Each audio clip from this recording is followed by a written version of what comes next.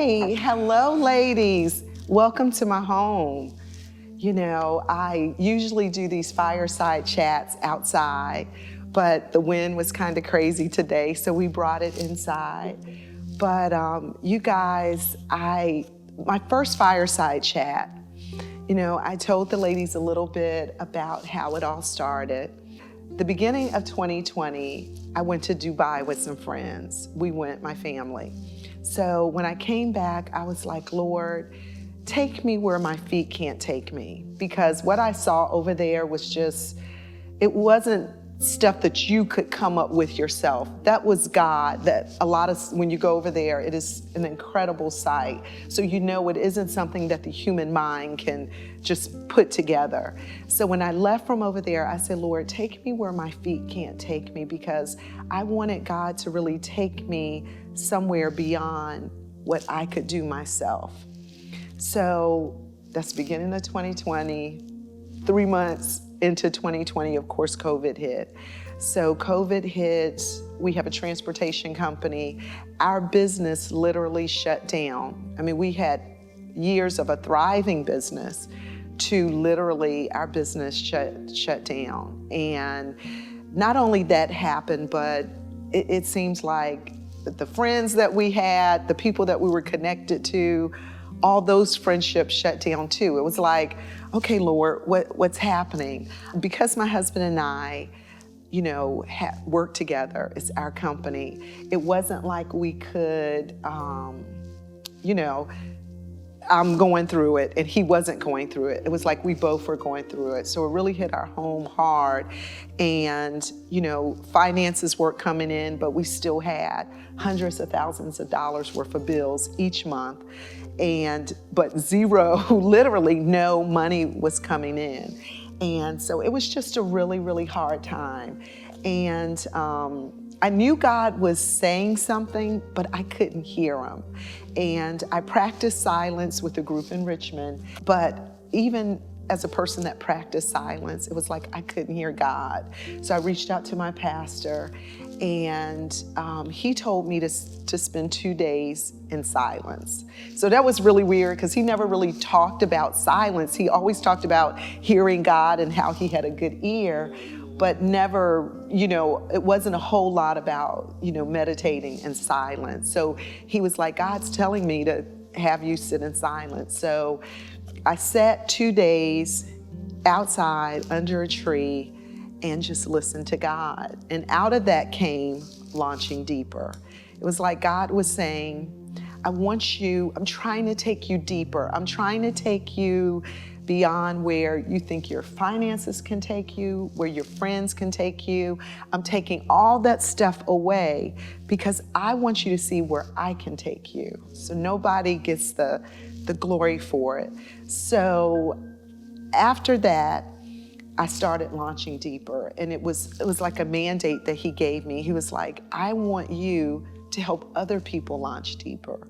So in doing that, I started the Fireside Chat. So Fireside Chat was really about limiting beliefs, dealing with those fears, those barriers. And I had the women talk about things that God had called them to.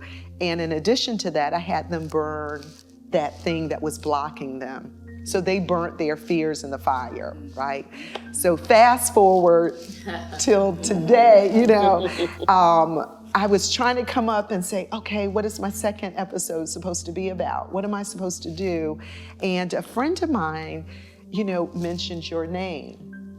And we weren't, it was really talking about your book, which is Removing the Fear, right? So it's talking about your book, but it hadn't connected that you would be doing the next Fireside Chat.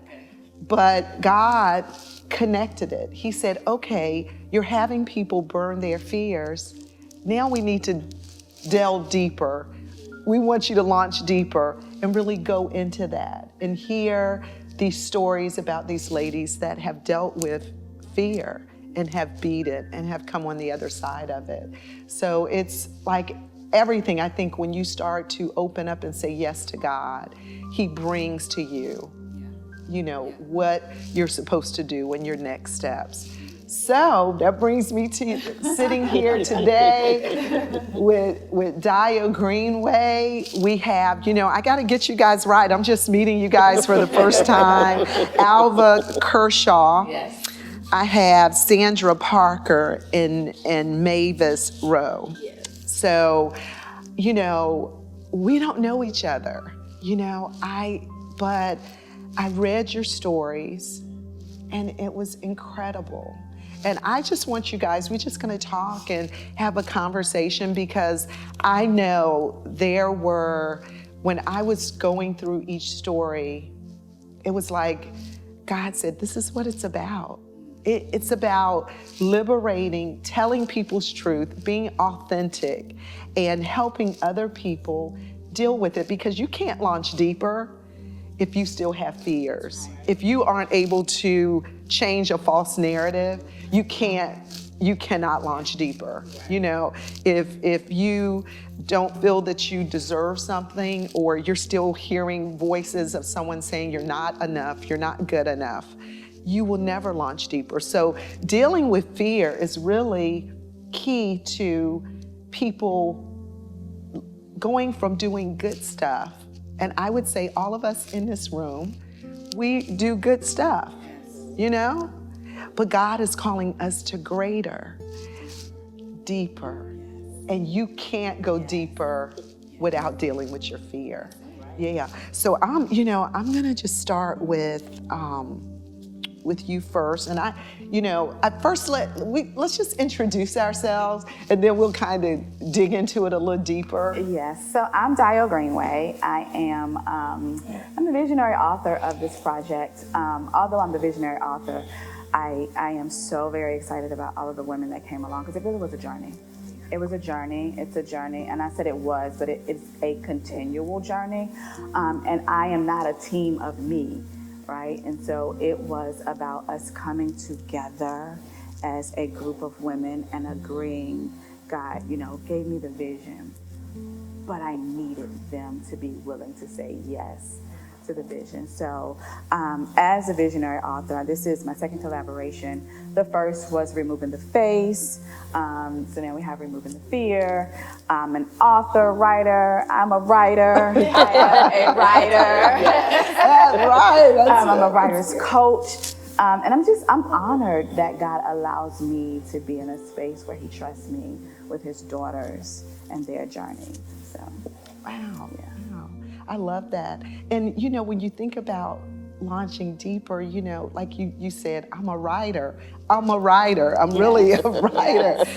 That was probably that was a launch for you. That you probably did wake up and say, hey, So as writers, I think we struggle with that. Yeah. We struggle with, can I write something that will impact the world? Mm-hmm. Can I share something that means something to somebody else's journey?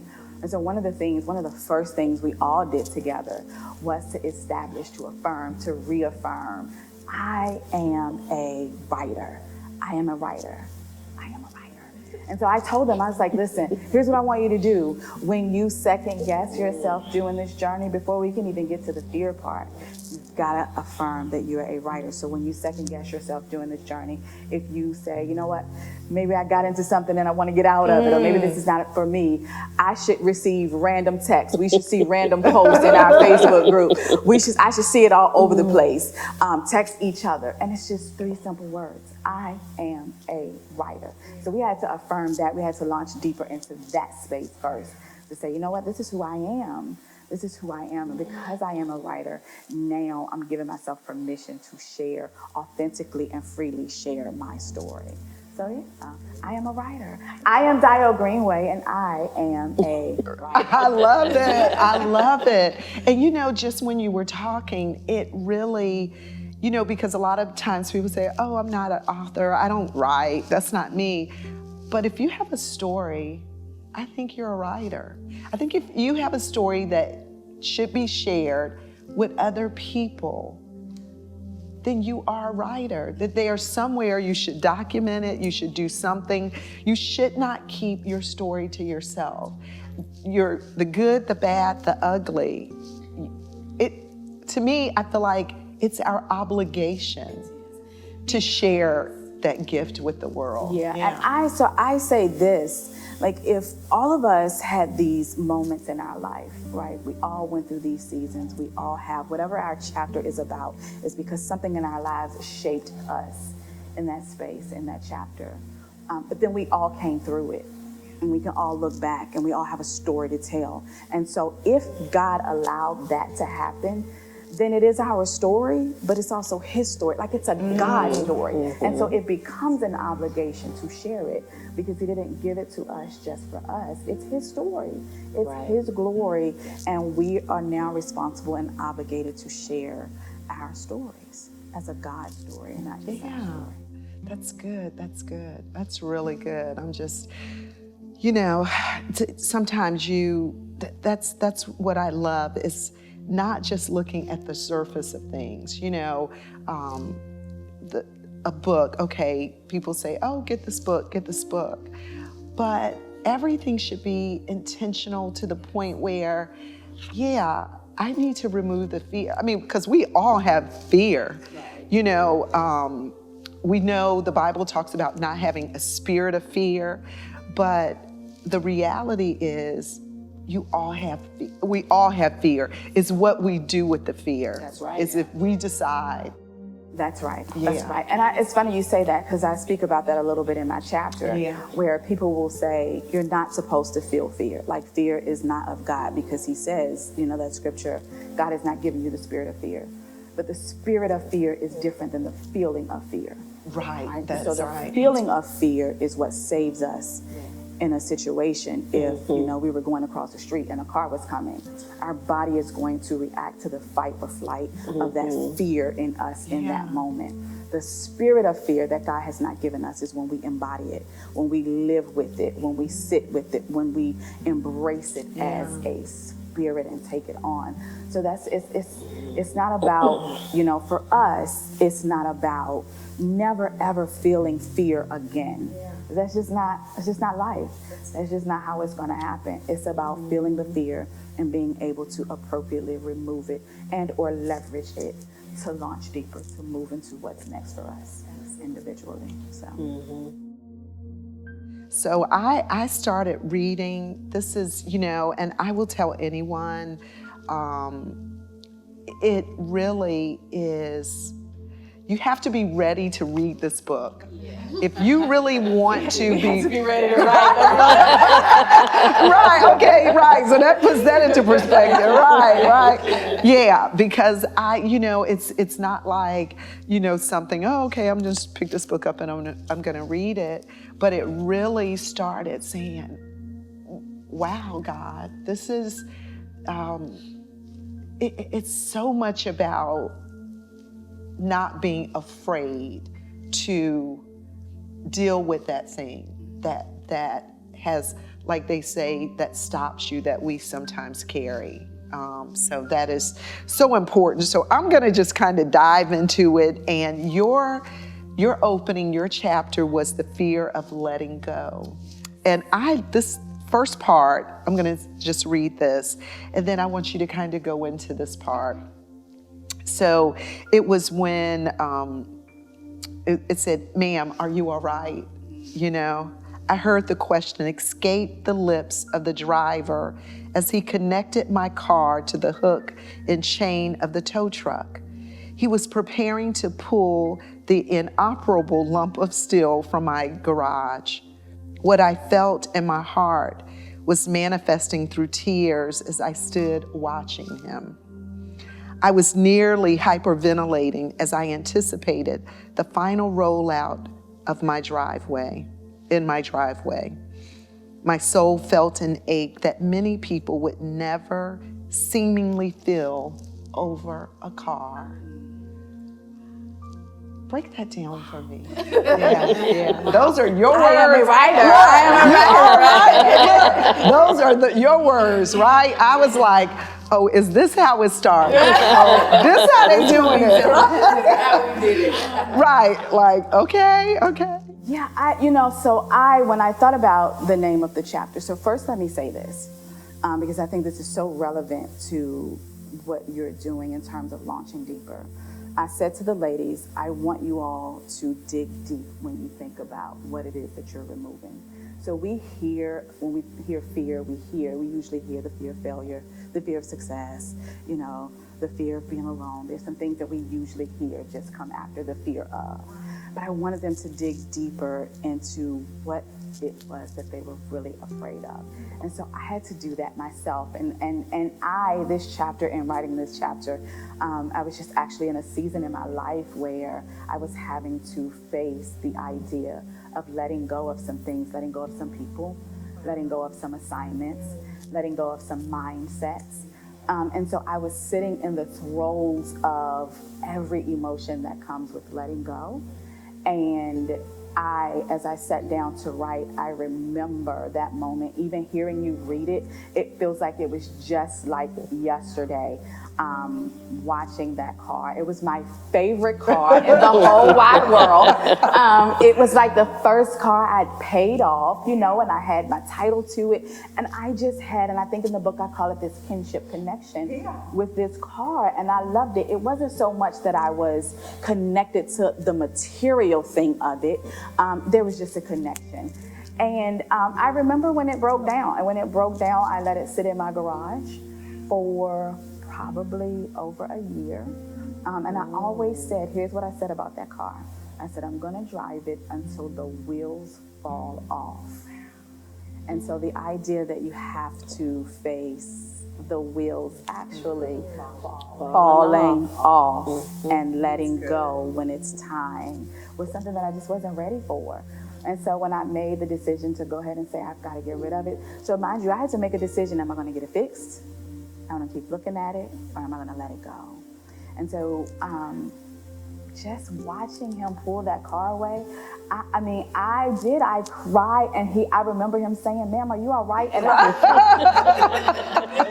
it was just, and I remember going in the house and closing the door and going in my bedroom and crying. But that's what God does in my life. He takes these circumstances and situations that feel like it's about the thing itself. But then when I take a second and think through it, it's when you get a chapter like the fear of letting go, because that really was never about the car. It was about this moment in my life, this season in my life where I was going to have to learn to let go of things. So. That's good. And I think the thing that hit me was when you talk about this is what you said, unworn clothes and shoes that no longer serve a purpose in my life illuminated an underlined fear that had been ingrained in me, the fear of letting go. And it's crazy how we tend to hold on to stuff that, like you said yourself, wasn't working, wasn't serving a purpose. It really was taking up space, for something better to come through. But sometimes I think fear makes you hold on to stuff that's not necessarily serving you. And I think that for you to see that in that car was liberating in itself. Yeah. Another part of this project and another goal of ours was to identify the embedded lies. It was not to just identify our fears. What are the lies that particular fear has embedded in your life over a span of time? And that causes you to have to take a step back and look back and recollect. And so in really thinking about letting go, I had to say, you know what, the embedded lie is there's nothing better on the other side. When it comes to my closet, right? So if I get rid of all of these shoes and clothes, am I going to be able to refill this closet up again? Because right now it's just the way I want it, right? So we dealt with the embedded lies. Like what has fear told me about this thing over the course of my life that has now, it's a lie, but for some reason, this is what I believe. And so for that reason, because of the lies, I kept unused clothes, unused shoes. There's stuff in my closet from years ago. I'd never wear it again. But the idea is actually letting go of it And am I going to be able to replace it to the extent that I want it replaced? So yeah. And I think too is you know what you're saying is almost like we don't know the fear of thinking this is as good as it gets. I have to hold on to it because I can't get better. I don't believe that what's on the other side of me letting go is better than what I'm actually letting go of. So I'm going to continue to hold, and we do it in so many areas of our lives. We do it in relationships.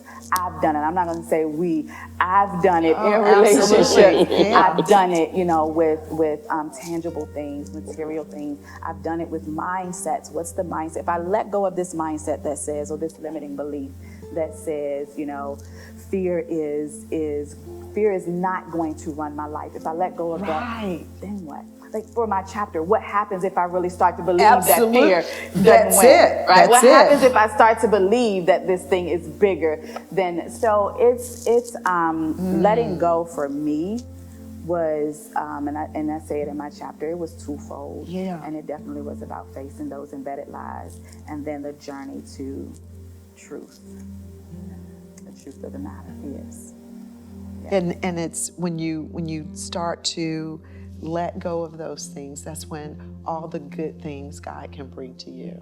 Because being able to go on this journey with these ladies, you can't do it. You could do it, and let me back up, because sometimes you can do it, but you don't do it at the level that next level, that launching deeper level. You can do it, and it may or may not have an impact on people's lives. But when you get rid of that stuff, when you really start to deal with that fear of letting go, then to me, it's like you open yourself up to God, there is better, and I deserve better.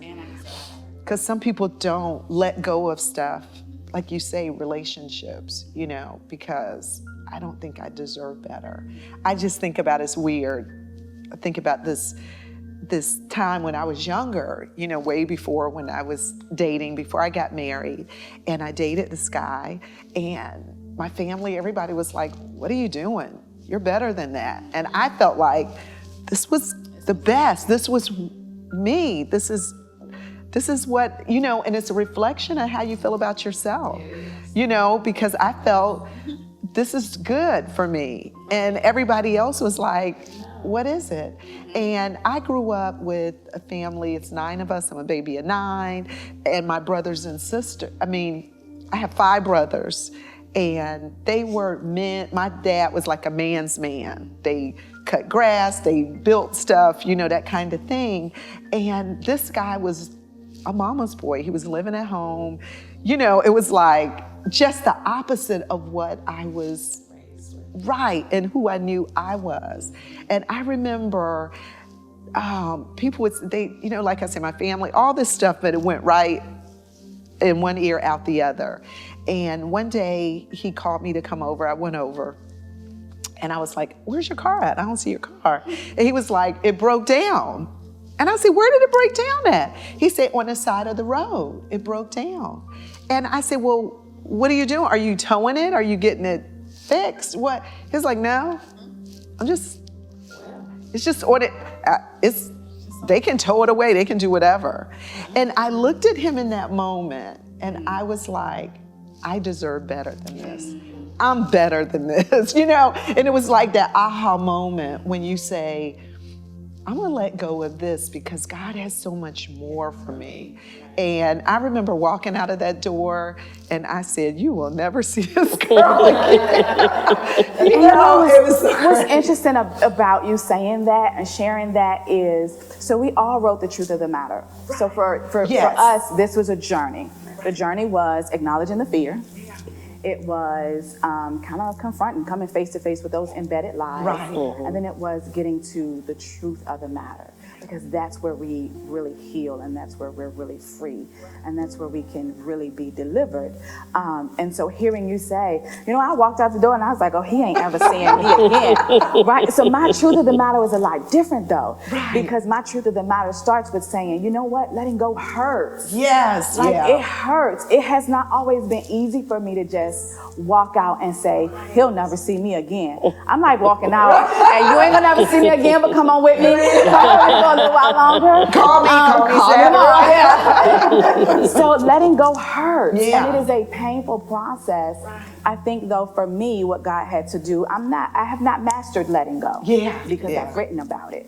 What he had to do was help to start to work on the mindset, to shift my thought process, to shift, shift what I believed about myself. Because although, it's the fear of letting go, there are other fears underneath there. That's it. There are other lies and under fears that's still embedded that I had to, is something else coming? And so for me, letting go is hard and painful. And it is a process that I have to, God is like, child, can you kick and scream any harder? Because I try to hold on to those things that I just don't feel like will manifest on the other side of the release. So. Wow. Like I say, this is just the beginning, I'm telling you. And you say for many of you reading this, letting go is the next step in your process.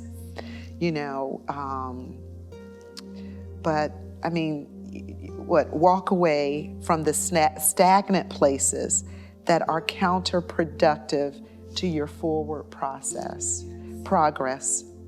And most of all, comprehend that your better life is waiting for you to disconnect from the fear that keeps you committed to your average one. Yeah. I love that. I love it. Can I say it again? I am a writer. Girl, tell me about it. Guys, I will tell you, that was an amazing episode. I've said this before, we are committed to helping you launch deeper. So you don't want to miss an episode. You don't want to miss, coming up soon will be Masterclass number 2. And the way that you stay connected on all of our social media platforms is launching deeper. And we definitely want you to go to our website, launchingdeeper.com, because that way you can sign up for our weekly newsletter. That is going to keep you in the know. You don't want to miss it. Stay connected. Watch next week, because we will be dropping the next episode of Fireside Chat. Thank you guys for joining us.